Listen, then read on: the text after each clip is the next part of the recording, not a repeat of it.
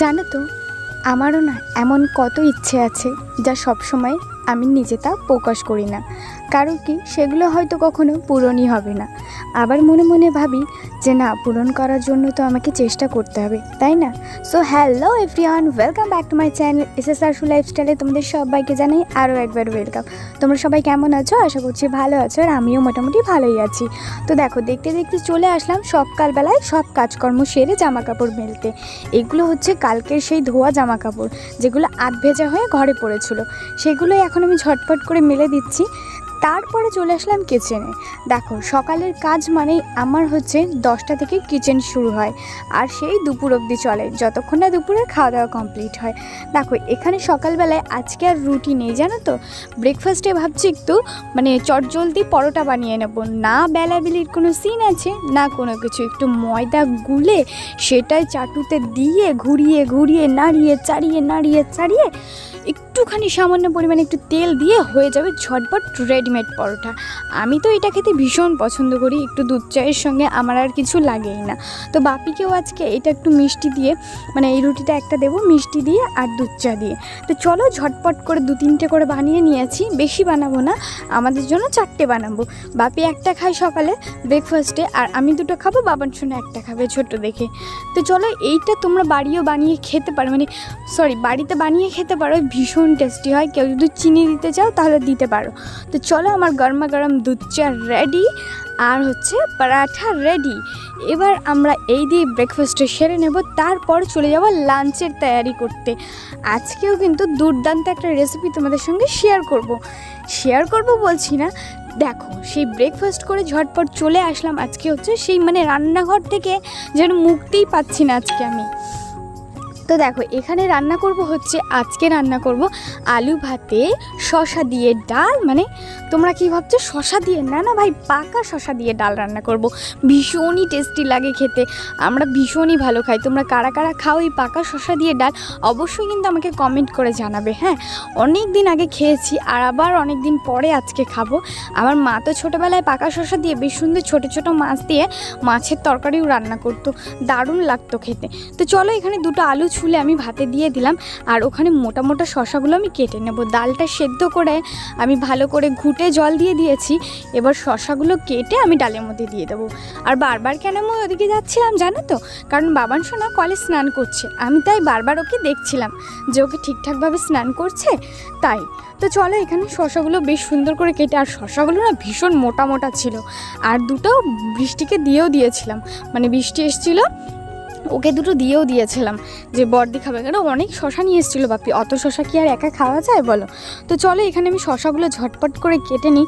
আর আগে জানো তো, ছোটোবেলায় মা যখন এরকম শসার তরকারি রান্না করতো, ফার্স্ট যেদিন আমি খেলাম সেদিন তো আমি খেতেই চাইনি। না তুমি কি রান্না করেছো, আমি খাবো না শসার তরকারি, আবার কেউ খায় নাকি, তুমি পাগল, মাকে কত কিছু বলতাম। কিন্তু যখন মা বললো খেয়ে দেখ বাবা, টেস্টি হয় খেতে, তখন আমি যখন একটু খেয়ে দেখেছিলাম, এত টেস্টি হয়েছিল না।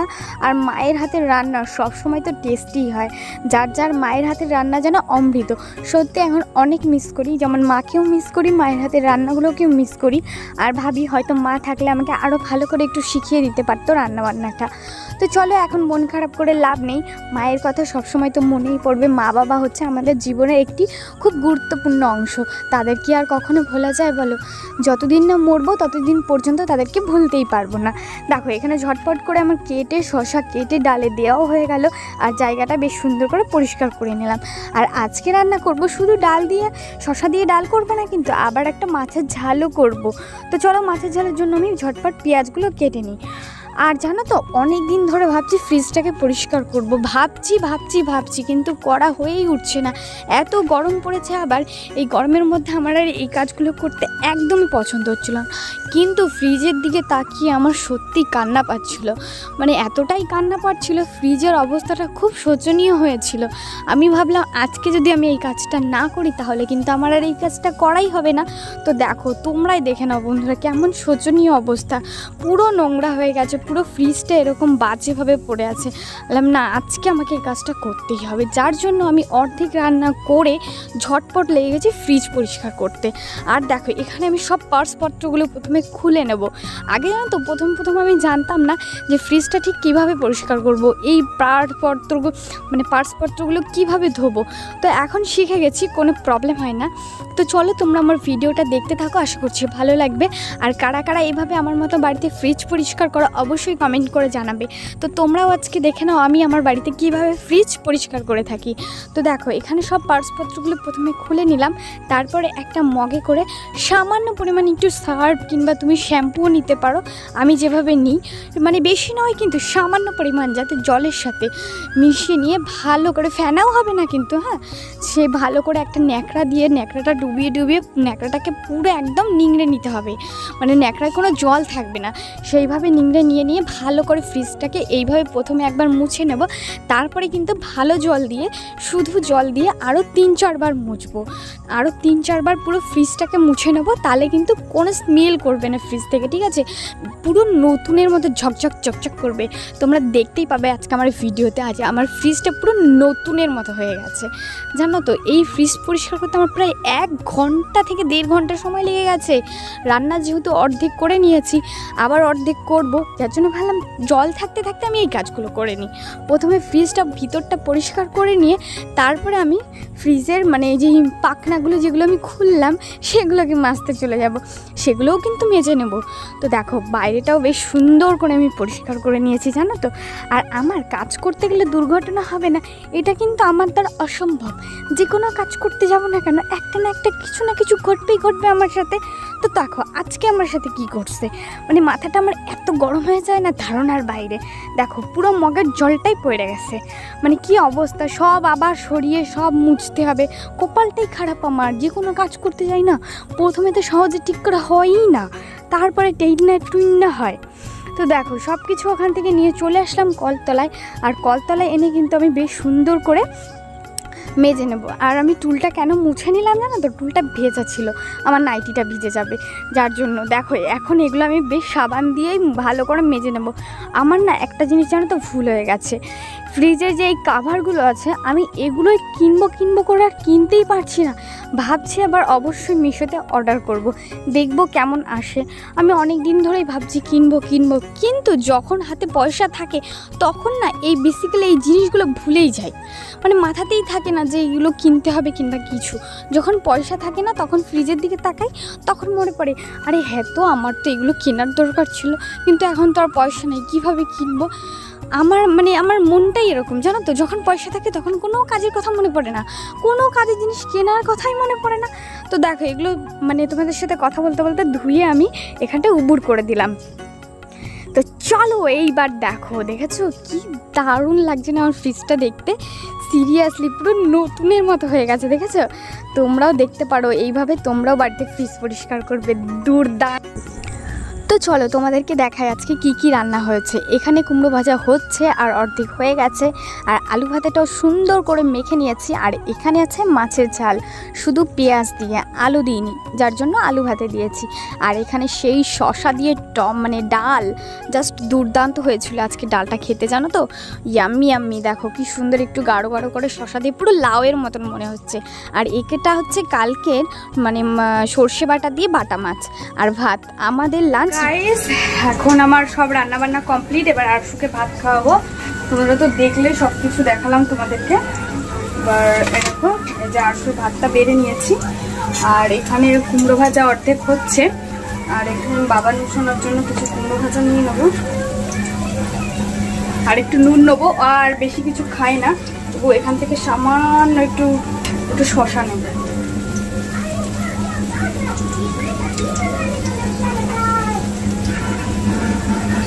সো জানি না খাবে নাকি। তো চলো আজকের ভিডিওটা তোমরা দেখতে থাকো। আজকে প্রচুর কষ্ট হয়ে গেছে, অনেক কাজ, মানে ফ্রিজ পরিষ্কার করা থেকে শুরু করে সব কাজই করেছি, তোমরা সবই দেখেছো ব্লগে, মানে সবটাই দেখবে আর কি। তো চলো ভিডিওটা দেখতে থাকো, আশা করছি ভালো লাগবে।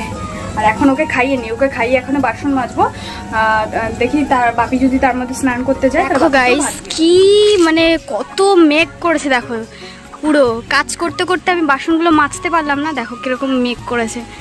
বুঝেছ?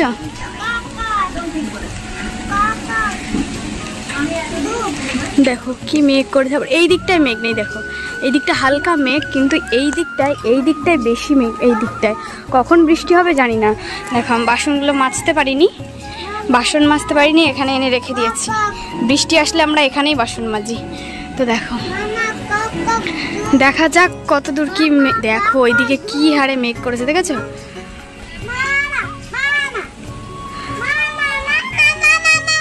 কি হয়েছে? হ্যাঁ, কাকাক ডুবে যাবে? কাকাক এই জলে এখানে ডুবে যাবে? ও তাই তোমার কষ্ট হচ্ছে? ওকে চলো ঘরে চলো তুমি। আর যে জামা কাপড়গুলো ছিল, বাবা আজ করে না, সব দেখো এখানে তুলে এনেছি। এখানটা পুরো এক চেয়ার জামা কাপড় হয়ে গেছে। এখনো খাওয়া দাওয়া করিনি, খাওয়া দাওয়া করে তারপরে জামা কাপড়গুলো ভাঁজ করব।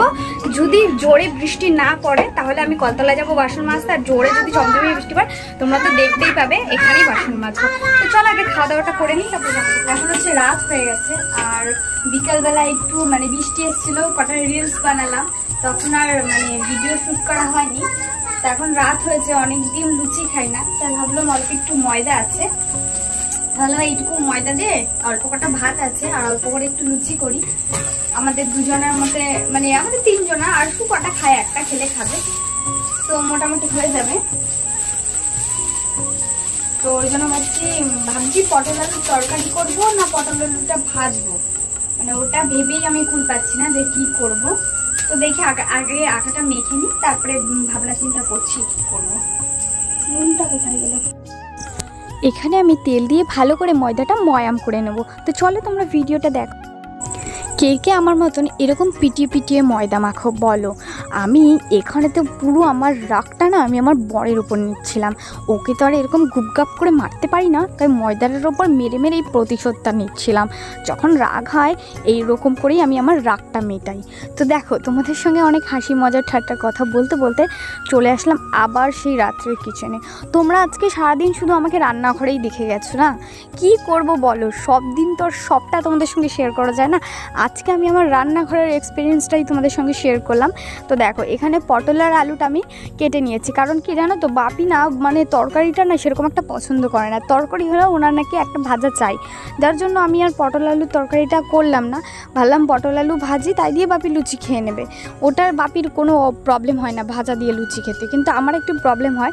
আমি ভাবলাম ঠিক আছে ডাল আছে, কোনো ব্যাপার না। দেখো কীরকম ফুলকো ফুলকো লুচি করতে পারি আমি, দেখেছো? তেলে দেওয়ার সঙ্গে সঙ্গেই ফুলে গেল। ও সুস্মিতা জিও জিও। তো চলো একটু নিজের প্রশংসা নিজেই বেশি বেশি করে ফেললাম। সো নো প্রবলেম, তোমরা দেখতে থাকো। আমি একা হাতে দেখেছো সারাদিন কি সুন্দর নিজের সংসারটাকে গুছিয়ে ম্যানেজ করে সব কিছু ট্যাকেল করতে এখন অল্প অল্প শিখে গেছি। গাইস এখন প্রায় বাজে কটা, প্রায় বাজে হচ্ছে গিয়ে মনে হয় 11:30 মতো বাজে। তো বাবান সোনার খাওয়া হয়ে গেছে। দেখো ও বইটা এরকম করে না বাবা, ওটা নম করতে হয়। ওকে একটু বই পড়িয়ে নিলাম রান্না বান্না করে। আর আর এই দেখো এখানে হচ্ছে আমার খাবার রেডি। একটুখানি টক দই নিয়েছি।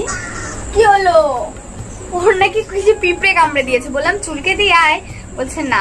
তো চলো আমরা রাতের খাবার খেয়ে নিই। আবার কিন্তু তখনকার মতন পড়তো থালাটা, খাবে? আচ্ছা দাঁড়াও দিচ্ছি। সো গাইস চলো তোমরা ভিডিওটা দেখো আজকের, আশা করছি ভালো লাগবে। রাতের ডিনারটা সেরে নিই। আমার হচ্ছে টক দই, পটল আলু ভাজা, আর দুপুরে সেই শসা দিয়ে ডাল, আর একটু পেঁয়াজ আর লুচি। তো চলো টাটা, আজকের মতো বাই বাই। আবার দেখা হবে নতুন একটি ব্লগের সঙ্গে। আর বাবা আসতে আজকে একটু লেট হবে, তা আমাকে বললো তুমি খেয়ে নাও, আমার আসতে লেট হবে। তো চলো টাটা বাই বাই, আবার দেখা।